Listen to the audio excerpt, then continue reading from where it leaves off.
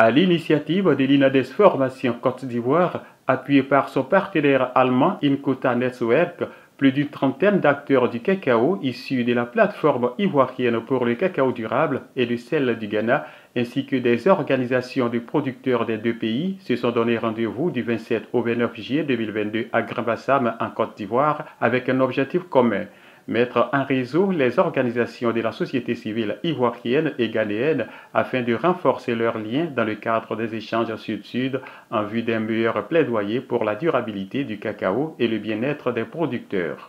L'objectif principal de cet atelier, c'est vraiment la mise en réseau des organisations de la société civile et des organisations des producteurs de cacao ivoiriennes et ghanéennes, dans le but d'améliorer les conditions de vie et le revenu des producteurs.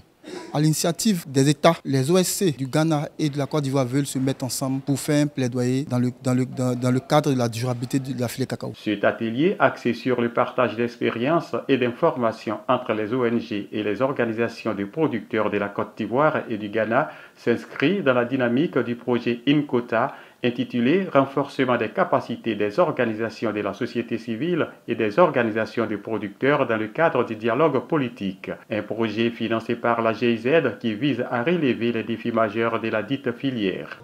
Les discussions autour de la filière cacao font apparaître trois grands défis.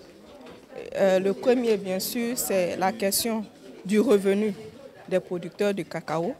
Parce que bien vrai qu'il y a eu beaucoup d'initiatives qui ont été mises en place, beaucoup d'actions qui ont été menées, mais la question du prix d'achat au bord champ du cacao reste toujours problématique pour le producteur de cacao. Le second défi, c'est le défi de la déforestation. Nous réfléchissons également aussi par rapport à la réglementation que l'Union européenne a adoptée sur la déforestation, aux mesures d'accompagnement qu'il faudrait apporter aux producteurs pour leur permettre de pouvoir se conformer à cette nouvelle réglementation, mais en même temps aussi apporter notre contribution aussi au niveau national autour des politiques de reforestation, parce qu'il y a vraiment urgence à travailler à pouvoir maintenir un couvert forestier suffisant pour que les activités agricoles puissent continuer de se faire.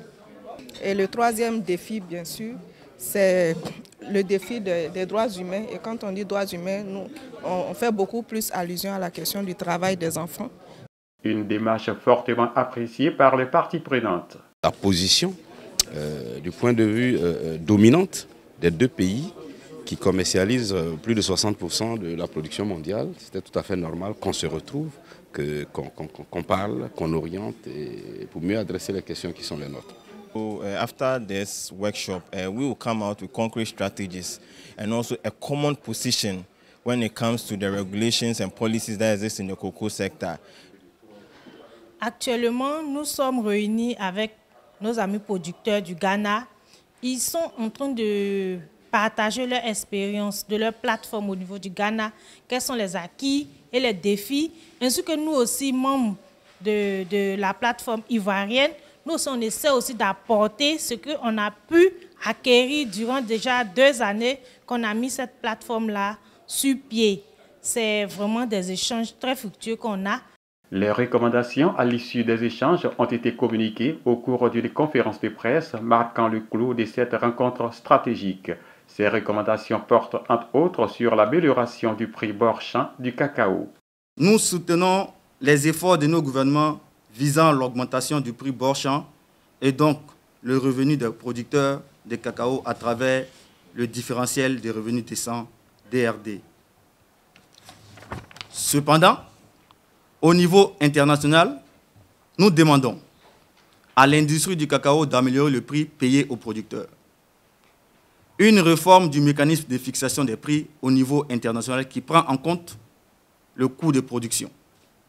Au niveau national, un mécanisme transparent de redistribution de cette DRD conforme aux engagements pris par les 2 États lors de sa mise en place.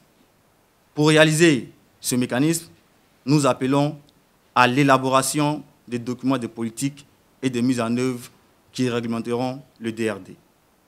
Les membres de cette coalition, formée par les deux pays leaders du cacao avec plus de 60% de la production mondiale, ont convenu de créer un réseau africain d'organisation des producteurs et de la société civile pour le cacao en vue de mener des actions en faveur des producteurs, des petits transformateurs locaux et leurs organisations dans les pays producteurs d'Afrique.